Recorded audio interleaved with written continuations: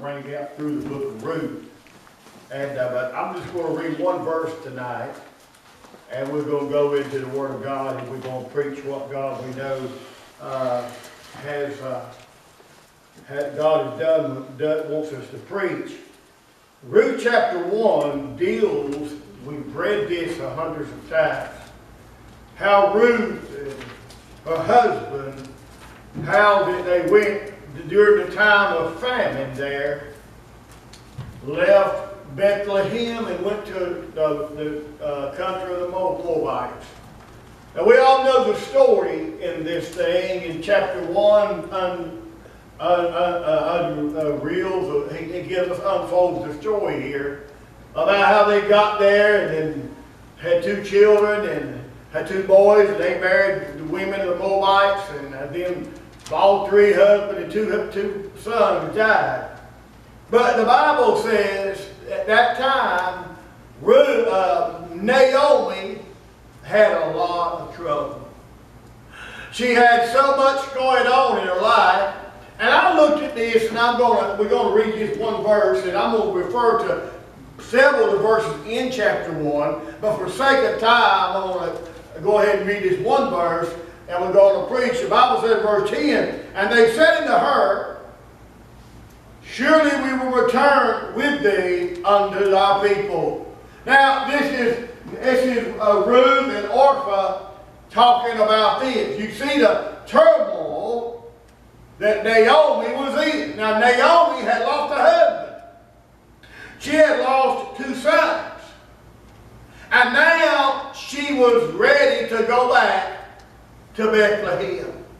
In these verses of Scripture tonight, we're going to look at 4 problems that she faced, that we as God's people face. And the title of the message would be, Brother Josh, I would say, Problems in Ruth chapter 1. Now, I'll tell you what, there's not a person here tonight. That's one thing we all have is problems. There's not a man or woman, no one in this world go a day without having problems. We all do. Sometimes they're more severe than others. But we can look here at some of the problems here in Ruth chapter 1 that Naomi had, and it can relate to our problems we have today. And we see here, also can read and see not only the problems she had, but we also can talk about the solutions for her problems. A lot of times, how we handle problems will determine whether they're solved or whether more problems are made. How you react to problems will determine the outcome of your problem. How you react. Now, there's some people you know of, and I know some I've got relatives. Some problems, some people overreact to everything. It don't matter how minor it is, and it don't matter really how insignificant it is to others, but some people are naturally, they overreact to problems. And that's what gets a lot of people in trouble. The Bible tells us, doesn't the Word of God says, be still and know that I am God. Our problem is to be in still water. Amen. Our problem is waiting on God. Because we want these things fixed right now. And God does not do it. A lot of times won't fix it right now. Sometimes it takes a while to fix it. But we're going to look at these 4 problems in Ruth in chapter 1. And you would see that the problem she had here in this chapter, a lot of us may have or are having here in the day we're living.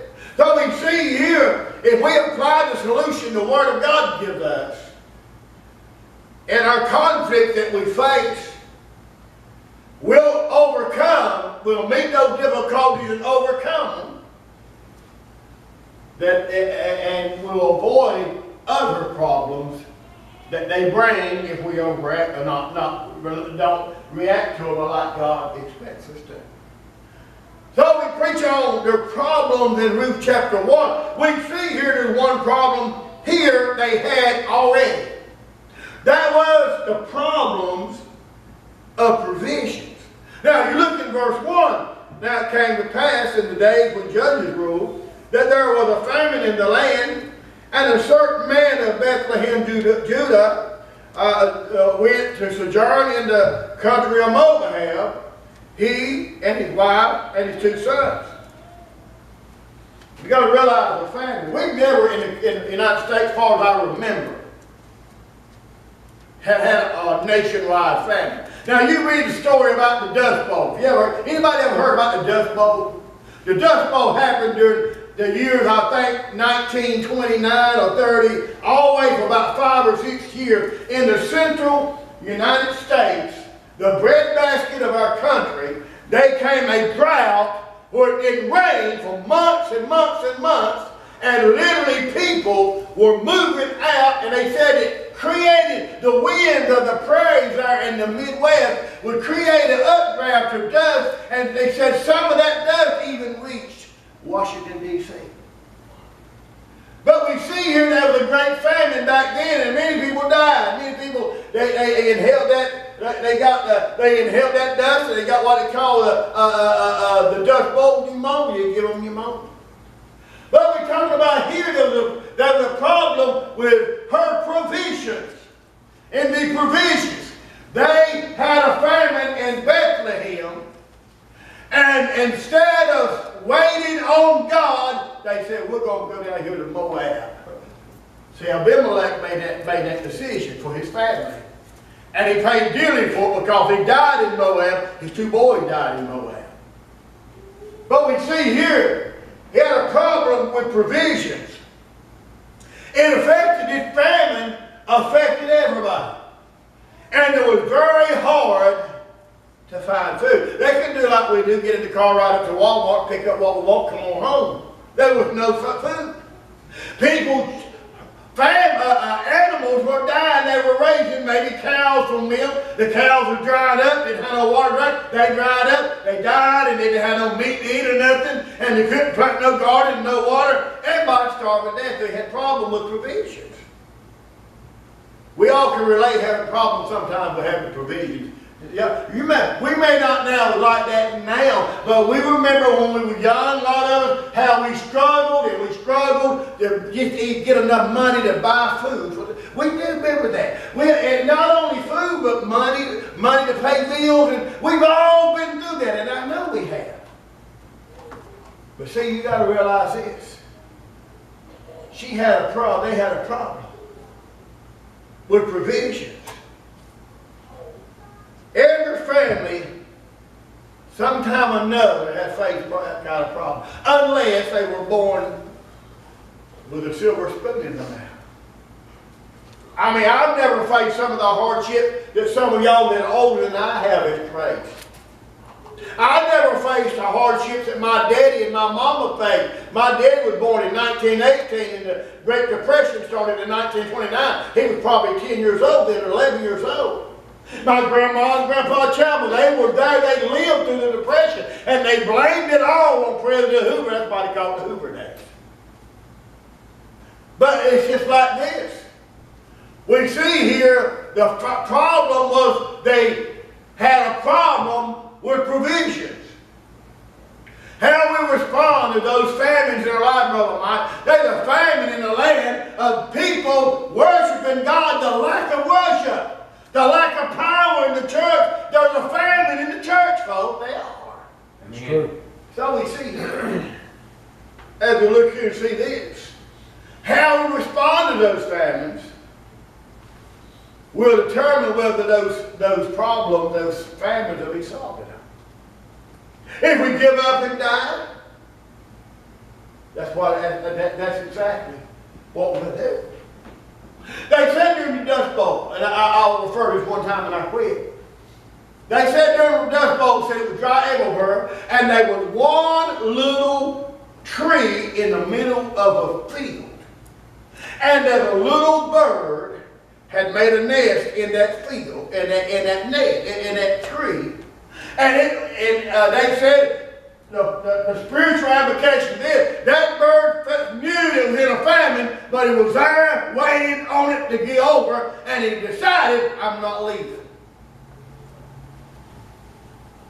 You see, a lot of times people are like this man was, Abimelech was, you see. Here, he was like that. You see what he did? Abimelech, he decided, hey, we're going to Moab. Instead of first crying out to God. You see what's wrong with a lot of people? They go through problems like that, provision, and you know what? It don't occur to them, hey, let me pray about it first. Most of the time they don't. Right. Most of the time they don't. First thing they do, they panic, Brother Mike. They said, I ain't got the money. Instead of saying, God, you know what I need? Me and Brother Josh talking about this, coming back to revival lifestyle. We're so guilty sometimes of not just telling God what we need. And say, Lord, I need something. You say, Lord, I need the bill. I need money to pay that bill. God, I need money to put food on my table. God, I need insurance money. I need light bill money. You say, preacher, you believe that work? It's worked for me for many years. Amen. And it worked for you. And we need to understand the problem is we're too prideful to say, hey, Lord, I need this. I need this. And said, hey, Lord, I'm going to go to Moab and do it on my own. That's what Elimelech did. See what happened. But they were fat. They were problems with provisions. How does God provide? What's the solution to this problem? Matthew 6:33 tells us to seek ye first the kingdom of God and His righteousness. All these things shall be added to you. All of them. How, you know what, you put God first. You won't go hungry. God feeds you somehow. That's right. He didn't let Elijah feed. He let the ravens come and feed him. And he had water by the brook. They brought him bread. Right? God talking about our service. Amen. He had our service. Amen. Amen. So we need to understand, we don't need to battle. We don't need to fret. I know it's worrisome, and we do worry about things. Let me tell you, I'm glad tonight I'm resting in the arms of Jesus, and He ain't going to let me go without. He's going to feed me, because He's obligated Himself in His Word. If I seek Him first, He'll take care of my needs. Amen. Amen. That's the solution to the problem. All these folks get going on, they get no money. Job gets slack. What they do, they find a job working on a weekend, lay out of church, pay their bills, and they end up paying more than they make. Amen. I still believe, Brother Phil. I believe this. I believe the problem, you know, when America was booming the most, Brother Phil, when people worked 5 days a week and was off Saturday and Sunday, didn't have no meals running on. That's the truth. But now, it's not like that no more. Oh, I know we're probably better than we were. But imagine how big everybody saying, hey, I'm not going to desecrate God's day. I'm going to go to the house of God. That's the time for the worship, to rest and to worship God. But let me tell you what, the time of famine, it was a time of famine for them. But they trusted the flesh. Oh, Elimelech said, hey, you know what he was saying? God can't take care of us. We'll go somewhere down here, these idolaters. We're going to eat off the idolater's table. That's just eat off. Bethlehem means house of bread. Amen. Amen. Too many people don't want to eat from the bread of life. They would eat junk food of the world. That's why a lot of folks now are sitting at home. They used to sit in his church pew Sunday night, Sunday morning, Wednesday night. They're not. They're in a famine in their soul, and instead of going to what they get, go to God to get what they need. They in Moab. There's a lot of Christian Moabites in there. They were living. That's good. That's good. Good preaching. The Bible says in Isaiah 25:4, He says, "For thou hast been a strength to the poor, a strength to the needy, right? In his distress, a refuge from the storm, a shadow from the heat, when the blast of the terrible one is as a storm against the wall." If you react in haste, you'll make things worse in your life, friend. But they that wait upon the Lord shall renew their strength. Yes, sir. They shall mount up with eagles, and they shall run and be weary, and they shall walk and not faint. A lot of times, have you ever done it? And I have. all of us probably have, if we'd be honest to God tonight. We made a hasty decision in some things in our life, and we end up at the end to be a great regret. We regret what we've done. Amen. We said we jumped the gun, and we made hasty decisions. End up it concludes in a regretful situation in our life. So the first problem they had was the problem of provision. The second problem they had was the problem of their loved ones passing away. Verse 5, it says here, and Mahlon and Shalom died also both of them, and the woman was left of her 2 sons and her husband. Death is a merciless thing. It invades all walks of life. Death is like a thief. He comes to steal and rob and don't care who it hurts. You see here she had a problem. There's also first the problem of provisions. And now there's the problem of the loved one passing away. Not only did she lose her husband, so now she lost her babies. Can you imagine? Now the Bible don't say how long it was. But can you imagine them going to that little graveyard there? And there's her husband here, her son here, the other son here. Can you imagine? I know how much grief I had when my wife had. But I can't, triple grief. Have your husband, your spouse, and the 2 children, the only children you had, is now dead. What a grief she had. And we all, sometimes, some of us, a lot of us, but Mike, you lost your daddy, Brother Phil, you lost your mama, daddy, Sister Diane, you lost your mama, daddy, Sister Barry, and Sister Sheila, you lost yours. We know how hard it is, don't we? But imagine how it would be if you lost all both of them at the same time. You see, she was in grief. That's problem with many people. Everybody, I told someone when my wife passed, I said, I'm hurt so bad. I don't wish it on nobody. I said, you know what? I ain't the first one his face is, and I won't be the last one his face is. But I do know this: God will see you through. Amen.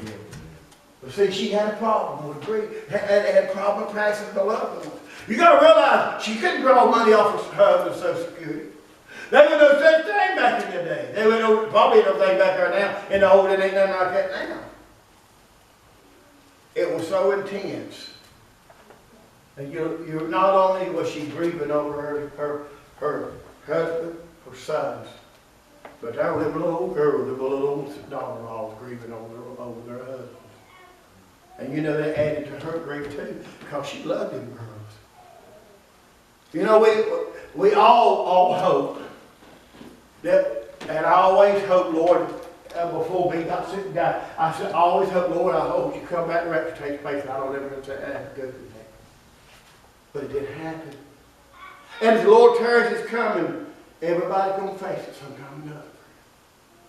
I'm not trying to be gloomy, I'm trying to discourage you, but I'm saying these problems that Ruth, that Naomi was facing here of grief, if we haven't already faced those problems, and unless God raptures us out, we will someday. We will. You see, it was so intense. Orpha was a person, she wanted to grieve alone. But you read it in verse 14 of chapter 1, that Ruth, the Bible said, Ruth clave unto Naomi. And in verse 14, it says, lifted up their voice and wept again, and Orpha kissed her mother-in-law. She was kissing her mother-in-law goodbye, going back, but Ruth clave unto her. You know what we need to understand tonight, friend? And I found myself doing this at a big time. I found myself trying to shut myself out from everybody that loved me because of grief. But do not ever, when you have a loved one that's gone, passed away, don't shut your loved ones out. They're there to help you. You need them. They need you. And you know what? That's what the devil will try to. You see, Orpha, she didn't do like Ruth. She didn't claim under Naomi. Orpha left and she went back to Moab. As she walked back and kissed her mother-in-law goodbye, she forever walked out of the history of this Bible. And she probably died. More than likely, there's probably no doubt in my mind, when she died idolatry.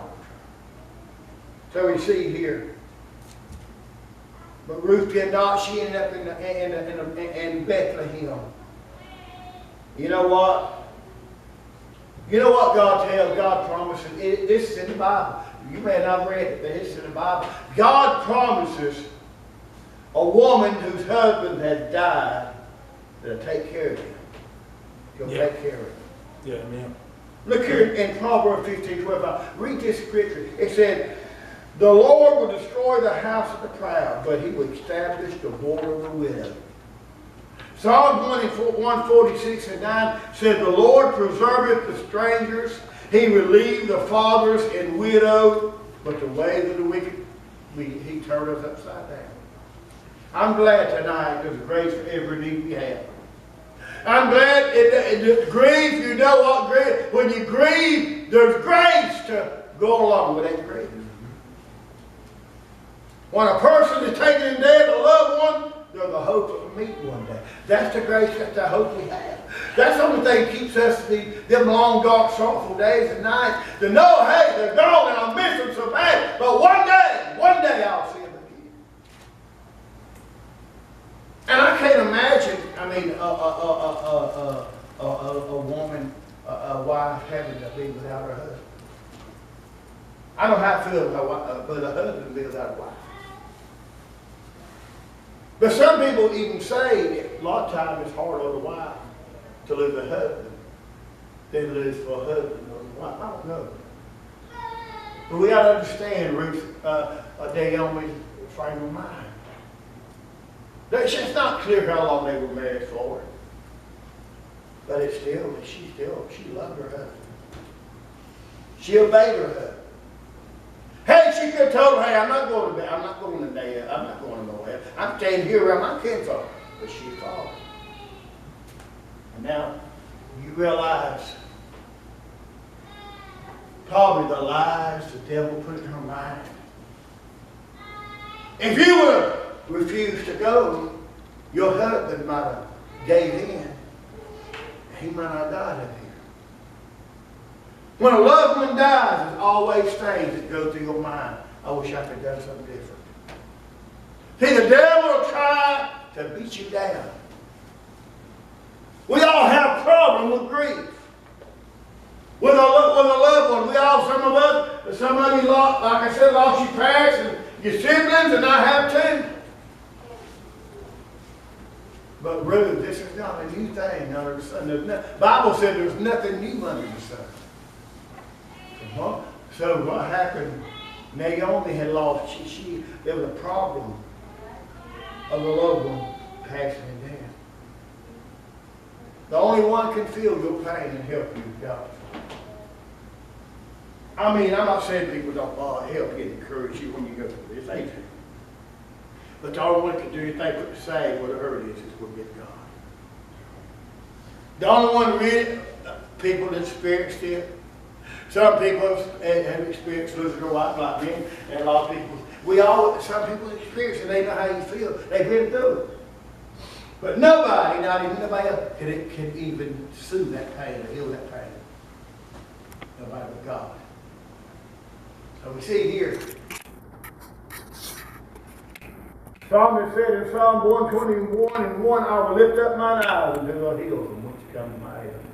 So we see a problem of provision, we see the problem of passive loving, but we see the problem of harsh. The Bible said in verse 11, Naomi said, turn again, my daughters, why will you go with me? Are there yet any more sons in my womb that they may be your husband? You see, back then, when a man would die, if he had any brothers left, they would take his wife and marry her so that the seed would be preserved. Yes, sir. They would. But Ruth told him, said, look, Naomi told him, said, I haven't got no money anymore. I ain't got no more youngest to get married. And said, if perhaps I would get married and had children, you would be so old, you would be too old for them when they grow up to be married. There's people today, friend, that are lonely. She was saying, look, there was a problem with the partnership. She said, you need, that's what she said, you need to go on and find you somebody else to marry and go on with your life. That's what she was saying. The problem today, we see that all over our country. The divorce rate is skyrocketing. Many young people marry boys, they marry each other, not even saved. Some that go to church is born again, they'll see that boy, they'll see that girl so pretty, and it catches his eye. He just looks at the beauty, he don't look at the spiritual aspect of it. That girl will see that man is handsome, that boy is handsome, and they love struck, and like the boy love struck over the girl, and they don't even contemplate what kind of relationship they'll have. They'll start dating that when it's lost. And before you know it, they'll promise in the world to get that ring on their finger, and after they get married, it's an unequal yoke, and it never works. That's right. Problems get worse for people that date people that's lost. Well, Steph, before she got married, I had people all over trying to tell them, but date this boy. He drinks a little bit, but get him in church. I said, you don't listen to him. Don't listen to nobody. Don't listen. You wait on God to see. Amen. Amen. And maybe some of those that were trying to line her up with, those that God were good men, but they were lost. I still believe God expects men and women when they get married be saved, let them be saved. Amen. That's right. That's Bible. I don't think a boy ought to daughter a date girl. A girl ought to date a boy that's lost. If she's saved, they saved. Marriage is for believers. The Bible said, be not unequal to the unbeliever. What fellowship have righteous with unrighteous, and what communion have light with darkness? He said, what concord hath Christ with Belial, or what part has he that dwelleth, he that believeth with infidel? So you don't do that. But I tell you what, friend, a lot of time, how can you solve that problem of not getting the wrong one?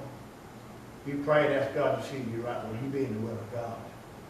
If you don't feel it, if it ain't 100% in the will of God, don't do it. And a lot of these things dealt with just girls and boys, they get afraid that they're going to get too old to be married, and they'll go ahead and settle. You want to settle for nothing. Swear on God. But the last but not least, and I'm going to be close, I'm going to close it for just a second. We'll say something else. There was a problem of painful circumstances. And that's probably the meat of this message tonight, right here. You know what Ruth said in verse 21 of chapter 1, it says here, he said, not Ruth, but Naomi, I'm sorry, she said, Naomi said this, I went out full, and the Lord hath brought me home again empty. Why didn't he call me Naomi? Said the Lord hath testified against me, and the Almighty hath afflicted me. She said, don't call me Naomi, call me Mara.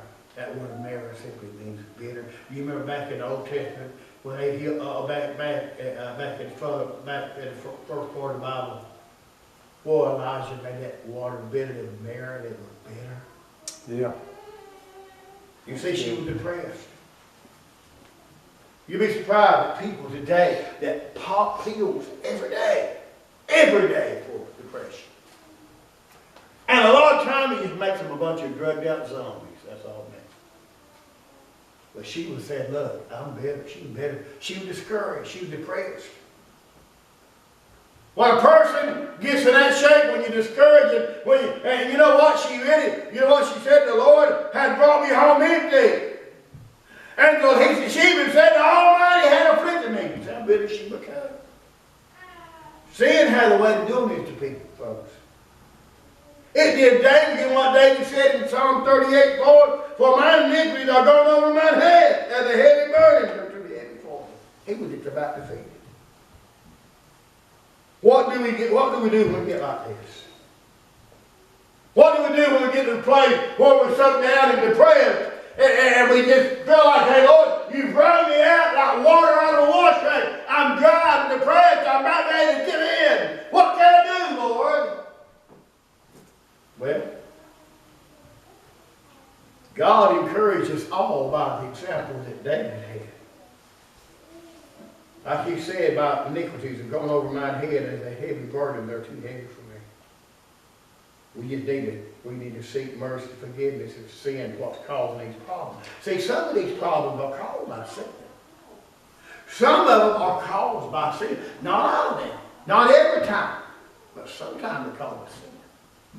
And if you, the Holy Spirit reveals it to you, and you know most of the time what it is, the only way you're going to get relief from that agony and that bitterness is cry out to God and say, I'm sorry. Tell him, Lord, I know I did this. I might have said something about the preacher. I might have said something about somebody. I might have treated somebody unkindly. Lord, I want you to forgive me. I don't want to be bitter. God will help you. God will heal you up right there. Amen. Amen. Paul said, what we do to counter this discouragement in our life. He said in Philippians 4:8, finally, brethren, whatsoever things are true, whatsoever things are honest, whatsoever things are just, whatsoever things are pure, whatsoever things are lovely, whatsoever things of good report, if there be any virtue, and if there be any praise, think on these things. He said, when you get filled down, think on things of God. Amen. That's right. Amen. Think on things of God. Those holy things. It's hard to stay depressed when you start thinking about how God can be good, God can to you. Yeah. That's right. But see, a lot of people don't understand that. You see, well, you know how people stay so depressed sometimes? Exactly, I tell you why. They dwell on something, dwell on it, and never get it out of their mind. That's all they think about. It consumes their life. And they walk around depressed, singing that song, poor, pitiful me, woe is me. And I know I face depression. I have. Bad, deep depression. But you can't stay like that. You got to start thinking on these things from above. Those things that help us. Those things that only can come from God. That'll help us, and we'll see. You do that, and God will get you out of that valley of depression. But if you keep thinking on this thing, and keep chewing on this thing and meditating on these things and how bad you had it, how hard you're going through, what you're going through, how people done you wrong, how you feel like people don't like you and all this. You keep on, the devil keep feeding you that stuff. You will never get better. Paul said, begin to think on all these things. Because if you do, you'll get the help you need. See, David even looked at his life and examined the scripture for his help and comfort. The Bible said, he said in Psalm 119:59, he said, I thought of my ways and turned my feet into thy testimony. He said, I thought about these things. I turned to the word of God to get help. To get help. See, when we're broken and empty, God's willing to restore us and help us when we return to Him. You know what Joel said in Joel chapter 2, verse 25? And I will restore to you the years that locusts have eaten. The cankerworm and the caterpillar and the palmer worm, my great army which I have sent among you. These animals he described as animals of judgment. He said, but look, you come back. And all this time I'll restore your victory back to you. You come back, I'll take away all that stuff. He'll do the same for us folks. These problems here in Ruth, I believe that all of us sometime or another have faced these problems. Not everybody's built a house. You may not have lost a spouse yet, but you lost loved ones, your mom, your daddy, you might have lost your brothers and sisters. Someone that was really cared for. You may not be having a hard day. You may have money, you may have anything your heart desires. But you remember times in your life you didn't have enough money to buy you a drink. Amen. Amen. You remember the time Yeah. everybody else would be going on vacation, you had to stay home because you didn't have money hard to get to town with gas. Let's be on vacation. Amen. Now God lets you go once in a while. That's right. Amen. You remember that? You remember when you had to worry about all these other things? Yep. But God brought you through. Yes, he did. You remember worried about many a time I laid my head on my pillow at night when I was young, worried about how am I going to make a payment? How am I going to take care of the bills? But these things pass. God help me. Because I'll tell you what, my God said, seek ye first the kingdom of God and his righteousness, all these things shall be added unto you. Hey, I don't need to take it. I could every day. I want to eat steak. I want to if I don't want to take it. But there's been a time I was thankful for a bologna sandwich. Amen. Amen. God be good to us all. Yes, he has. We've all faced problems. But these things passed. You see you see what we need to understand. God has a solution to those problems we face. And if we listen to them and take it to them in prayer and apply the scripture to our situation and think on these things. Don't be such a pessimist. Think it'll never get no better. And a lot of people are convinced, well, God, they can never get no better. They're convinced, I'm going to tell you in my shape. Let me tell you one thing. God didn't, and God knows, He knows there's going to be a time that me and you are going to get down in the prayers. He knows we are. But He did not intend for us to set up housekeeping in the valley and live there all the time. Amen. Amen. I like that. He just wants us to visit a little bit and climb on up. Amen. I'm glad we listened to climb out of the valley. Don't you? Amen. Yes. They don't need to down now. He'll take care of us. He Praise had, Him. and the whole object of this whole lesson tonight is this. God has the answer to every problem we face. Yes, he does. And we can face it with every problem we have. We can. I had a bill come. An unexpected bill coming last week. I wouldn't have got the call. I told the if I did forgive y'all act like you hadn't heard it anyway, okay? But I went got the call last week, and I went to preach last Sunday, and they give you a love gift, and you know I didn't go for the money, but they give you a love gift, and I didn't know the bill the next day said she was coming to the mail. And I looked at my love gift, what they gave me, and I opened my mailbox, and there was a bill. I was doing it, because I know it's going to be a lot. Guess how much it was? Oh, exact amount of money that love gift for. Exactly. Amen. You know what I said? Praise God. What'd you do, preacher? I wouldn't put the bank wrote a check and send them wrong. Yes. God help you. Yes, he will. If we ever get to a point in our life when we have needs, we seek Him first and just wait on Him. He'll do it. Yes, he will. How many times have He done y'all like that? How many times? Many times. But I feel your business like that. There's been times you've not been able to work for 2 or 3, 4 days. Because rain! And you will get behind, but God's always glad. God will get you so much to do, and you'll be making money, and you get it, and God will take care of everything. What about you, Brother Mike? How many times has it been like that? Brother Joshua, how hard has it been on you sometimes? Yeah. Amen, brother. When we think, hey, we're going down the lake, last time God just fixed about him. Fixed up with that. That's right. Amen. Amen. I'm Amen. glad to serve a God like that tonight. That's right. Yes. Boy, the problems in Ruth chapter 1 are commonplace in our life. Yeah. But I'm glad God knows what they are. He'll help us solve these problems. Yes. Like that song I played, I haven't played tonight. Song Leonard Fletcher wrote many years ago. The song, my title up is Give It All to Him. That's what it do exactly. Yes, he will. If you give it to Him, Amen. all you got to give to Him is just sit back to back, sit there and cry, because He got it in control. Yes, he does. Amen. Father, I love You tonight. Thank You for the time we had here to hear the house of God.